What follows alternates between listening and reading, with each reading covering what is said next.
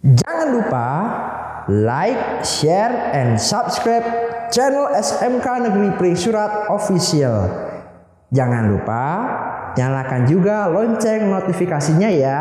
Bismillahirrahmanirrahim. Assalamualaikum warahmatullahi wabarakatuh. Selamat pagi semuanya. Bagaimana kabar kalian hari ini? Semoga kita semua selalu diberikan kesehatan ya, sehingga kita dapat beraktivitas seperti hari-hari biasa.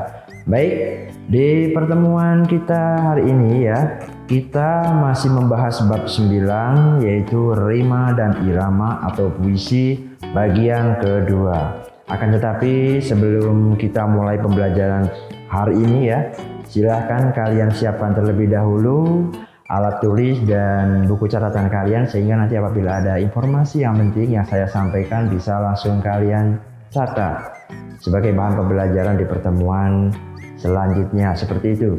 Kemudian ingat, di kondisi seperti saat ini ya, tetap menjaga kebersihan dan menjalankan protokol kesehatan.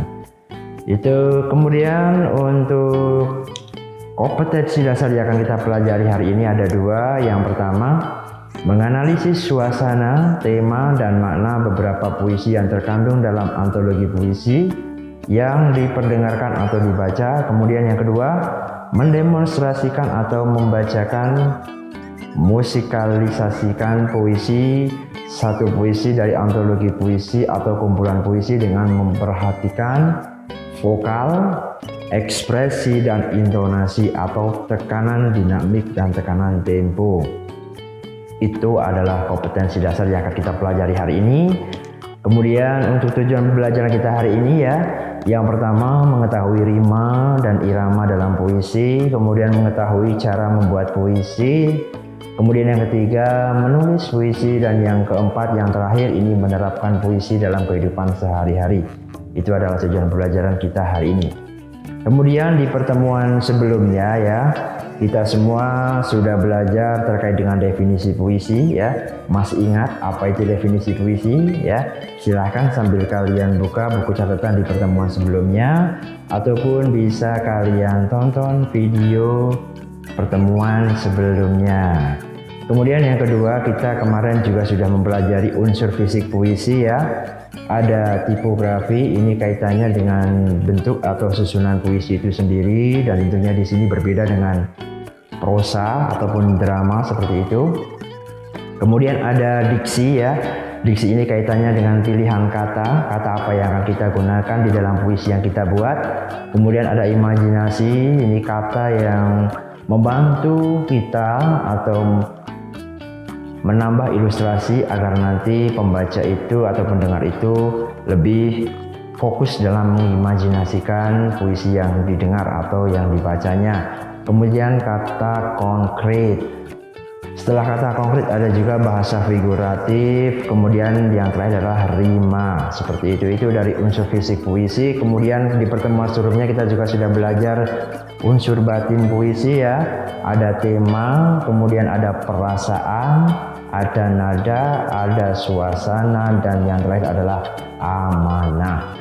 Nah, itu adalah materi yang sudah kita pelajari di pertemuan sebelumnya. Nah, hari ini nanti kita akan membahas terkait dengan mendemonstrasikan puisi.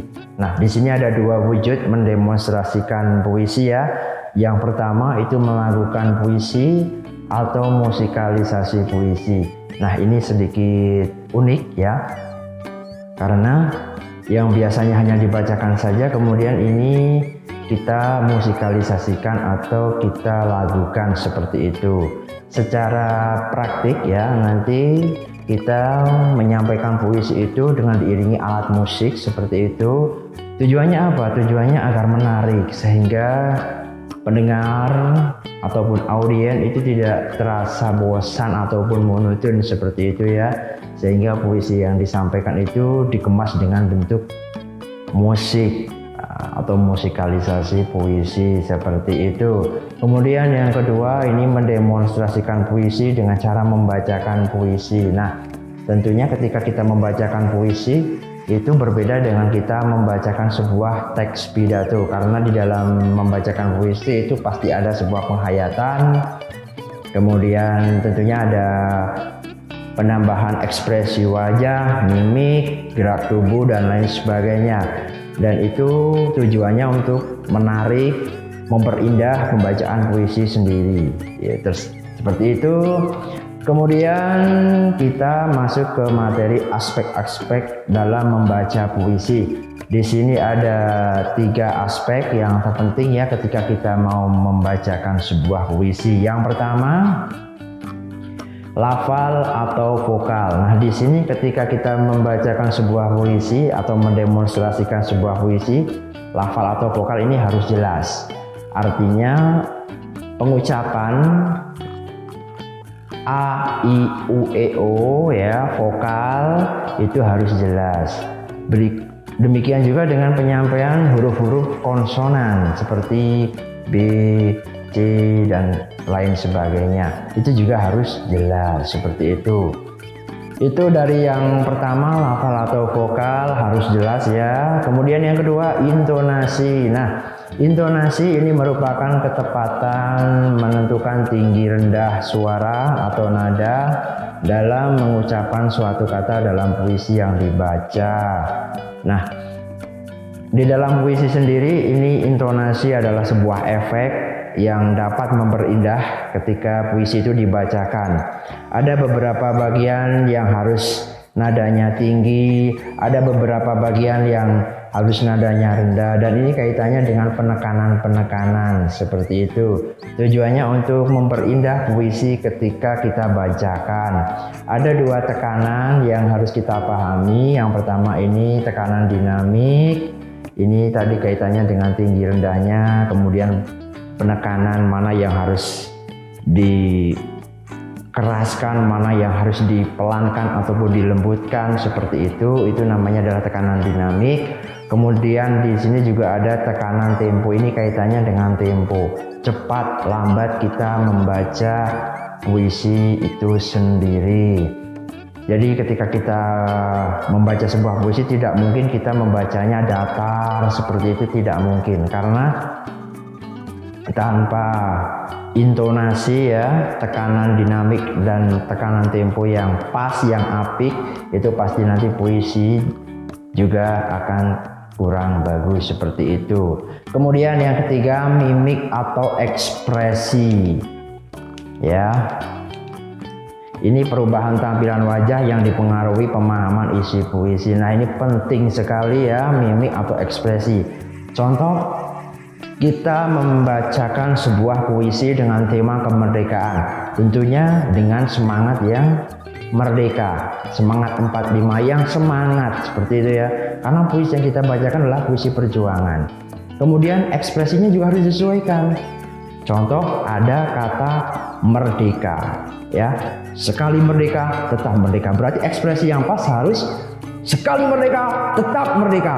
Itu adalah ekspresi yang tepat. Jangan sampai kita menyampaikan kata sekali merdeka tetap merdeka tetapi ekspresi kita tidak sesuai. Sekali merdeka tetap merdeka, itu adalah contoh yang kurang pas. Jadi sesuaikan ekspresinya, sekali merdeka tetap merdeka, harus dengan semangat yang menggelora seperti itu.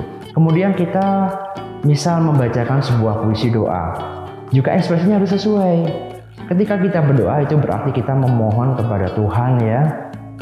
Kita harus dengan nada yang lirih, dengan ekspresi wajah, gerak tubuh yang sesuai.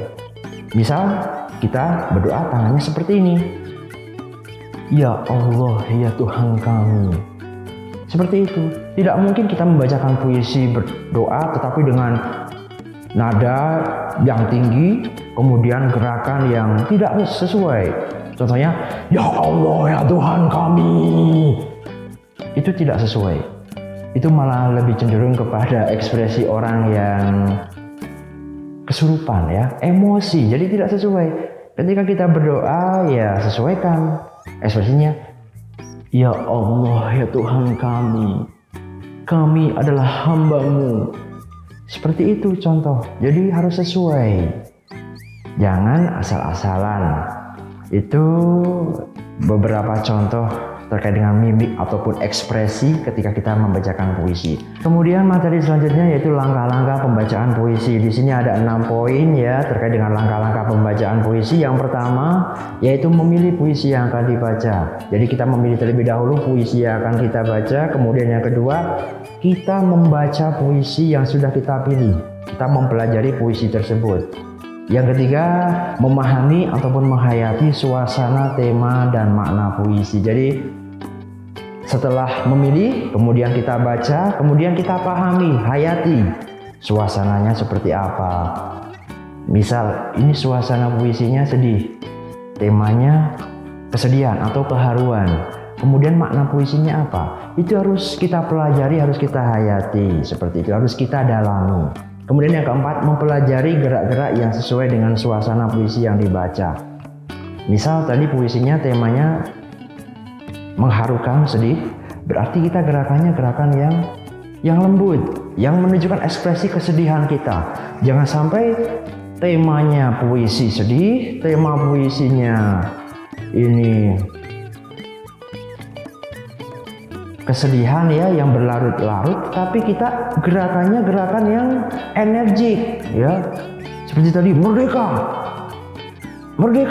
tidak sesuai, harus disesuaikan seperti itu ya. Itu untuk yang poin keempat, kita mempelajari gerakannya yang pas, yang sesuai seperti apa dengan suasana hati. Kemudian yang kelima, mengulang-ulang gerakan dan isi puisi yang dibaca. Nah ini penting sekali ya. Ketika kita sudah menemukan gerakan-gerakan yang sesuai dengan suasana puisi tersebut, selanjutnya kita adalah mengulang-ulang gerakan ya. Tentunya ini disesuaikan dengan isi puisinya. Ini penting sekali dan ini merupakan gladi bersih ketika kita mau membacakan sebuah puisi agar nanti puisi yang kita bacakan itu bisa bagus, bisa totalitas, bisa maksimal seperti itu ya. Karena apabila hal ini tidak dilakukan ya, kegiatan mengulang-ulang gerakan ini tidak dilakukan, nanti ada kemungkinan di tengah-tengah pendemonstrasian puisi nanti ada beberapa kekeliruan ya. Kita lupa, kita blank seperti itu jangan sampai terjadi. Makanya ini harus sering diulang-ulang agar nanti kita paham dengan sendirinya, sehingga nanti ketika mendemonstrasikan itu dapat berhasil bagus, maksimal seperti itu. Kemudian yang keenam, ini yang terakhir, mendemonstrasikan puisi. Nah ini adalah sebuah final ya, kita menyampaikan puisi yang sudah kita pelajari mulai dari awal tadi, mulai dari persiapan memilih puisi dan seterusnya. Itu adalah langkah-langkah membaca puisi. Kemudian kita lanjut ke teknik penulisan puisi. Di sini ada 3 teknik ya, atau 3 cara ketika kita mau menulis sebuah puisi.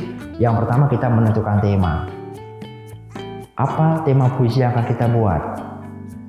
Misalnya tema keindahan alam, kemudian atau tema religi, atau mungkin tema perjuangan ya, ataupun tema-tema yang lain, perasaan asmara dan lain sebagainya. Itu kita tentukan terlebih dahulu temanya, kemudian kita mencari pilihan kata yang tepat. Tentunya di dalam pemilihan kata ini kita harus memikirkan penggunaan majas. Ini penting sekali ya, karena majas itu membuat puisi lebih indah. Majas itu membuat puisi lebih beraura, lebih berimajinasi seperti itu. Tidak mungkin kita membuat puisi dengan bahasa atau kata yang biasa saja, yang datar, bahkan tidak ada majas yang dapat mengembangkan imajinasi pembaca ataupun pendengar, itu tidak mungkin. Jadi yang membedakan antara puisi dengan karya sastra yang lain ya, dengan drama, dengan prosa, itu adalah di bagian majas ini. Itu yang membedakan. Jadi majas ini di dalam sebuah puisi ini hukumnya wajib ada ya, harus ada walaupun hanya 1, 2, 3 seperti itu. Itu pilihan kata yang tepat, kemudian membangun suasana. Nah ini penting sekali ya, ini ada kaitannya dengan poin yang kedua tadi, dengan pilihan kata. Di dalam sebuah puisi kita harus membangun suasana ya. Kita buat seolah-olah nanti pembaca ataupun pendengar itu merasakan apa yang kita rasakan, apa yang dirasakan seorang penyair. ataupun penulis puisi tersebut. Itu adalah materi terkait dengan teknik penulisan puisi ya. Semoga apa yang saya sampaikan dari awal tadi sampai akhir ini bermanfaat untuk kita semua, memberikan wawasan untuk kita semua, terutama dalam hal penulisan puisi. Itu yang dapat saya sampaikan. Terima kasih untuk semuanya yang sudah menonton tayangan ini ya. Ingat, jangan lupa klik subscribe dan like. Dan yang terpenting, bunyikan juga lonceng notifikasi. Itu dari saya akhiri. Wassalamualaikum warahmatullahi wabarakatuh. Sampai bertemu di pembelajaran selanjutnya. Dadah.